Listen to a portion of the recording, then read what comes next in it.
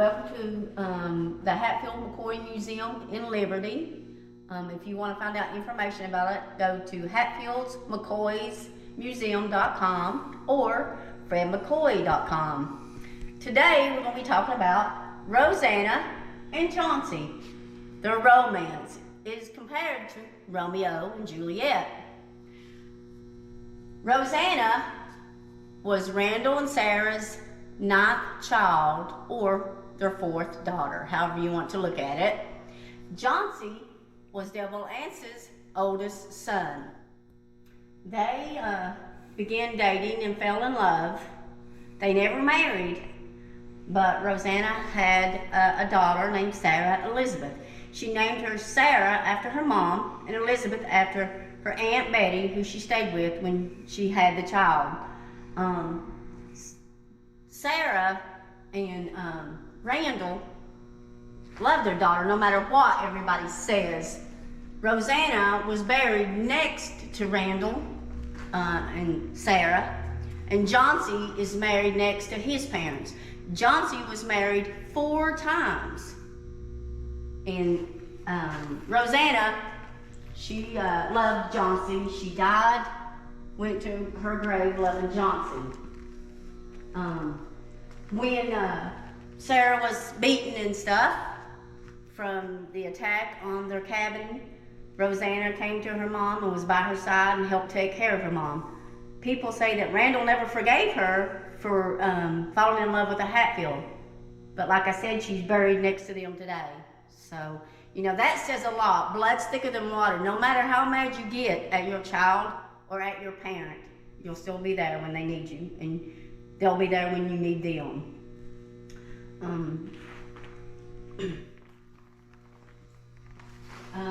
As you can see, he's showing you different things that we have here. That's it for right now. Thank you for watching. Please like and subscribe. You know, Sheila, you mentioned that they were never married. No, yeah. But you know, back in those days, and a lot of people don't know this, there was marriage bonds and different things that you filed to, if you wanted to call it legal, but there was also a public proclamation that if a male or a female or 2 people made the proclamation publicly that they were going to be married or wanted to be married or were married, then it was like common law is today. Oh, okay, yeah. Yeah, and Johnse and her both done that. Yeah. When she moved into Hatfields with him, they declared that they were getting married, that they wanted to be married. So at that point, even though it wasn't legal and they didn't have, or in the legal lines like it is today with a marriage license, they had proclaimed to the public, to everybody. For each other. Yeah, and Johnse had told people he was marrying her. That's going to be my wife.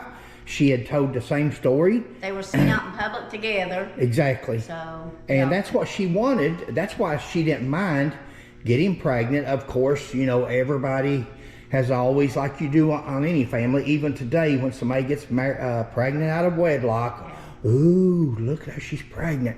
And, you know, it's just part of life anymore, but it's still, I guess it's easier nowadays than then. People accept it easier nowadays than they did back then. Yeah. So, but Roseanna, she loved only one person, one man, and that was Johnse Hatfield. Yeah. So. And in the end, like you said, she was buried beside her mom and dad. Yeah. And him, with 4 wives prior, was separated, divorced at the time, and buried beside his mom and dad. Oh, by themselves, yeah. And the baby's name? Was Sarah Elizabeth. Okay. Yeah, she was, like I said, she was named after Sarah, her mom, and after her Aunt Betty, who she stayed with. Okay. That's how Sarah Elizabeth got her name. Good story. And I think that's about as accurate as that story's going to be told throughout the years. There's so many. And did this love affair cause the Hatfield-McCoy feud? No, the love affair just added to everything. Exactly. It started over the Civil War, and then Asa getting killed, and then Devil Anse deserting. Randall was prisoner of war. Sure. Everything. The election ground. But this was a contributing factor, no doubt. Moonshine. For hard feelings. Yes. Okay. Well, I think that's going to do it. I'll do like you do when you're doing videos and just give something to close out on. It's a short video. That way people don't get bored with having to watch so much of it. So we like to kind of keep them short. Good. Bye.